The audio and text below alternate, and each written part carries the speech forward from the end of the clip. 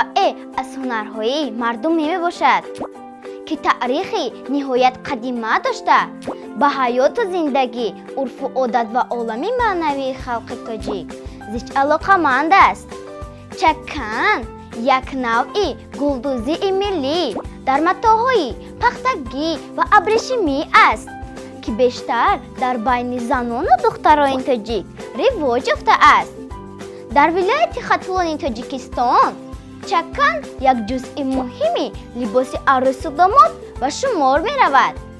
کرته چکن بیشتر کرته خلقی دختران تاجیک بوده یکی از نمونه های بهترین است و در آن نیز می تواند پاپوری نامگیری شود. چون این کرته ها دختران بیشتر در عید بهاری به مانند عید نوروز می پوشند. طرز دوختن کرته چکن دستی بوده از 3 تا 7 روز را طلب می نماید و از رشته های رنگی استفاده می برند. نمودی با تکنیک آماده شده اش را پاپوری نام برند.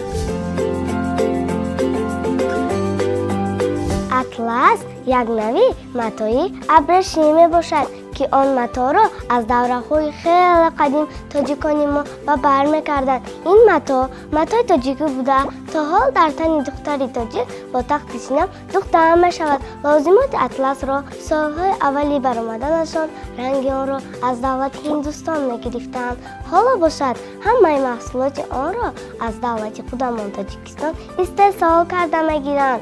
اطلس مواد شاهین بوده از پیلت تیار می شود. اساساً اطلس را در خوجند باستانی استحصال می کنند. برای آماده کردن اطلس تقریباً 1 تا 5 روز لازم می بود.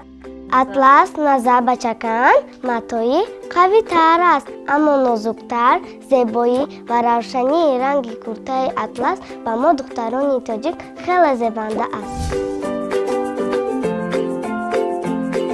جامه چپان لباسی پختگی تاجیکی می باشد که درازیش از آن پایان است. آن را از روی می پوشند و تکمه ندارد.